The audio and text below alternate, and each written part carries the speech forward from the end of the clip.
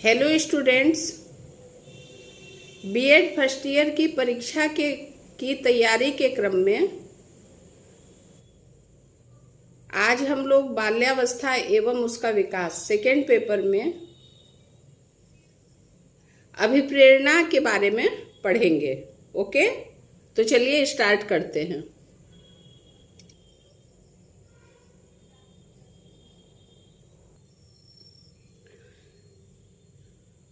व्यक्ति के व्यवहारों का अध्ययन ही मनोविज्ञान है। मनोवैज्ञानिक हमेशा अध्ययन करते रहे हैं कि मनुष्य कोई व्यवहार कब किन परिस्थितियों तथा क्यों कोई व्यवहार करता है।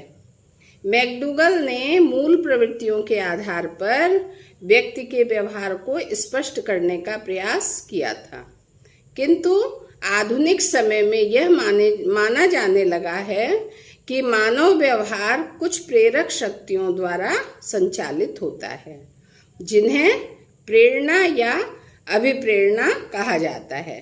अभिप्रेरणा का मतलब है मोटिवेशन।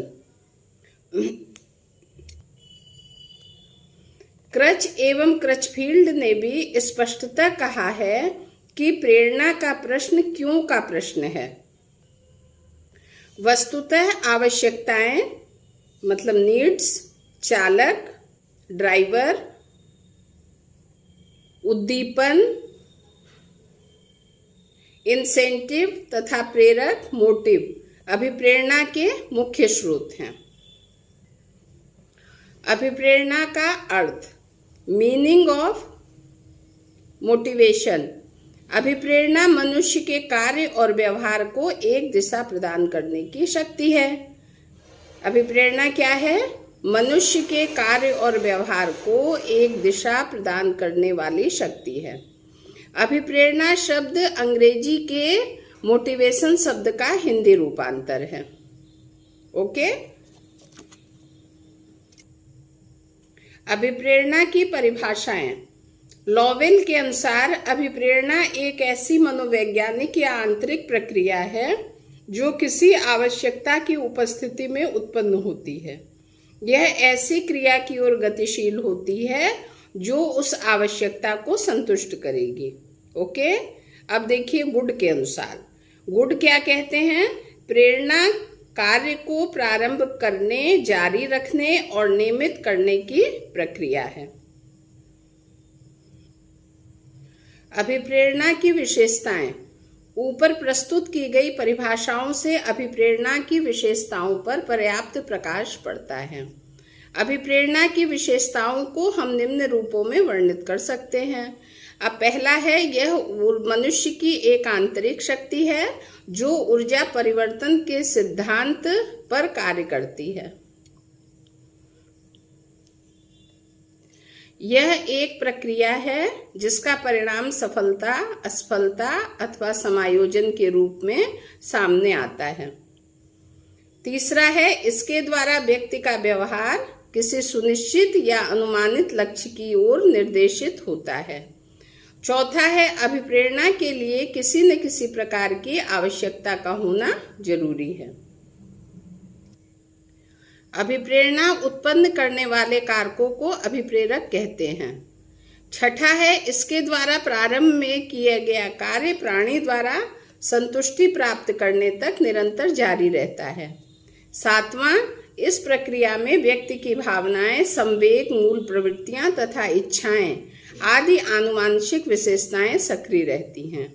यह एक जीवन पर्यंत चलने वाली प्रक्रिया है। अधिगम में प्रेरणा का महत्वपूर्ण योगदान होता है तथा सीखने के लगभग सभी सिद्धांत अभिप्रेरकों द्वारा प्रेरित अनुक्रियाओं पर आधारित है। अधिगम मनोविज्ञान की भाषा में प्रेरक को उद्दीपक कहा जाता है। 10वां है, अभिप्रेरणा एक क्रियात्मक प्रक्रिया है जिससे व्यक्ति सतत क्रियाशील होता है। अभिप्रेरकों का वर्गीकरण। विभिन्न मनोवैज्ञानिकों के द्वारा प्रेरकों का वर्गीकरण निम्न रूपों में किया गया है। मैस्लो के अनुसार पहला है जन्मजात अभिप्रेरक, जो है भूख, प्यास, काम, निद्रा, विश्राम आदि। दूसरा है अर्जित अभिप्रेरक, आदत, रुचि, आकांक्षा, अभिवृत्ति आदि। दूसरा गैरेट के अनुसार, पहला है जैविक अभिप्रेरक, भूख, प्यास, काम आदि। दूसरा है मनोवैज्ञानिक अभिप्रेरक, भय, क्रोध, प्रेम, दुख, आनंद आदि। तीसरा है सामाजिक अभिप्रेरक, सामुदायिकता, आत्मसुरक्षा, आत्म प्रदर्शन, जिज्ञासा, रचनात्मकता आदि। थॉमसन के अनुसार पहला है स्वाभाविक अभिप्रेरक, अनुकरण, खेल, सुझाव, सुख प्राप्ति, प्रतिष्ठा आदि। और कृत्रिम अभिप्रेरक, सहयोग, प्रशंसा, पुरस्कार, दंड आदि। उपर्युक्त वर्गीकरण में मैस्लो का वर्गीकरण अधिक महत्व रखता है, चूंकि अभिप्रेरक के अंतर्गत अभिप्रेरणा के अन्य सभी स्रोत समाहित होते हैं, अतः अभिप्रेरकों के विभिन्न रूप अभिप्रेरणा के रूप होते हैं। विद्यार्थियों की अभिप्रेरणा को बढ़ाने की विधियां।